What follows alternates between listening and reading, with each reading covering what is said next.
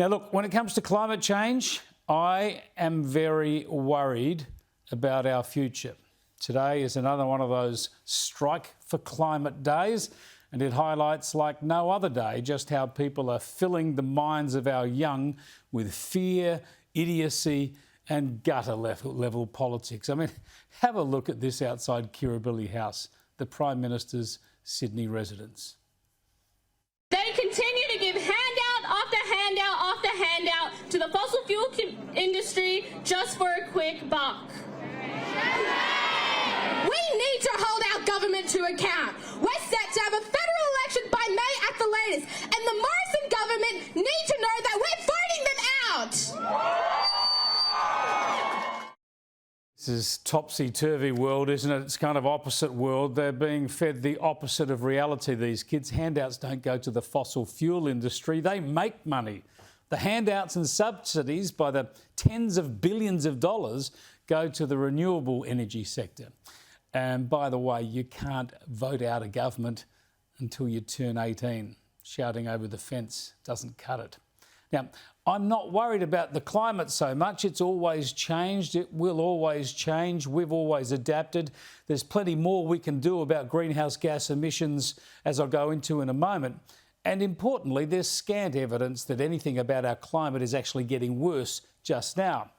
But that's not what our kids are told. I have been to every single climate strike since 2018. It was so scary seeing the recent floods on the news, and I still remember having to wear masks during the bushfires because of the air quality. Scott Morrison, we are on your doorstep. We aren't asking you, we're fighting you. Back off Aboriginal land and take climate action now. Now, I don't blame these kids. They're just reflecting what they're being told. They're obviously not taught they're Dorothy McKellar, are they? They seem not to know that they live in a land of droughts and flooding rains. I've shown you how we had worse flooding in most areas of this country in the 19th century. The worst drought was in the 19th century. We've had worse bushfires 13 years ago, 39 years ago, 50 years ago and more. And I've shown you also how bushfire smoke was so thick in 1936 that a ship struggled to find its way through Sydney Heads. And back in 1951, both the Bankstown and Richmond airports in Sydney were shut because of the smoke haze from bushfires. But facts, why give our kids facts when we can frighten them and convince them that all the bad things they see now have never been seen before? And they're told also that there are simple solutions that the government is ignoring. And we're just here to say, eat a f***ing lemon, you sour old man! When is it gonna get to you? We're all mad. F*** him. I love you all. We'd like to say f*** you, Scott Morrison, oh my God. I'm tired of this. I'm tired of going to protest, missing out on school, missing out on time to do assignments for my future. Because you're f***ing up our future. That's what you're doing, sitting inside your house. F*** you! Not taught manners either. Charming, isn't it? See why I'm worried? I mean, the point is that if the whole world was ever convinced that there was a climate crisis and a rapid reduction of emissions was required and everybody was in on that, we all know what would happen. Most of the world would switch to nuclear power and run just about everything with electricity. That would massively reduce emissions forever over just a few decades. It's that obvious. And we'll know the world is serious when more countries go down that path. But in the meantime, what worries me most is the ignorance and the alarmism, the inane nonsense and the crazy decisions that all this leads to.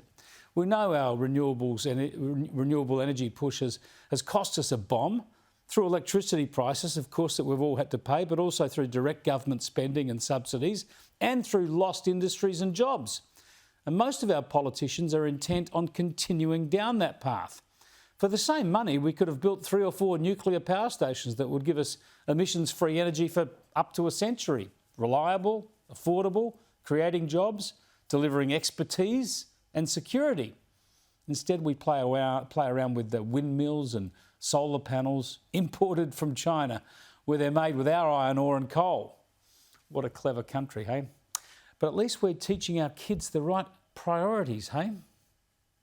Scott Morrison, living in there, he is funding coal, oil and gas plants and is destroying our future. I'm Audrey. I'm living on stolen Darawal land, and I'm gay as and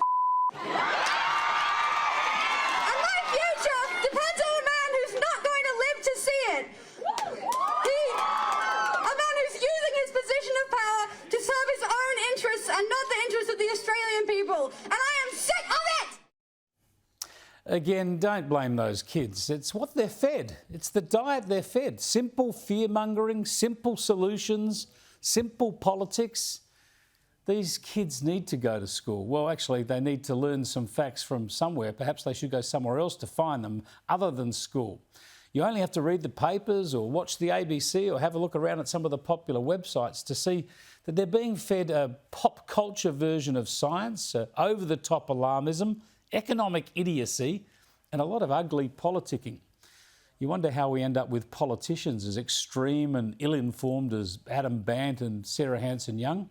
You wonder why young adults are silly enough to block roads and train lines in puerile and futile protests.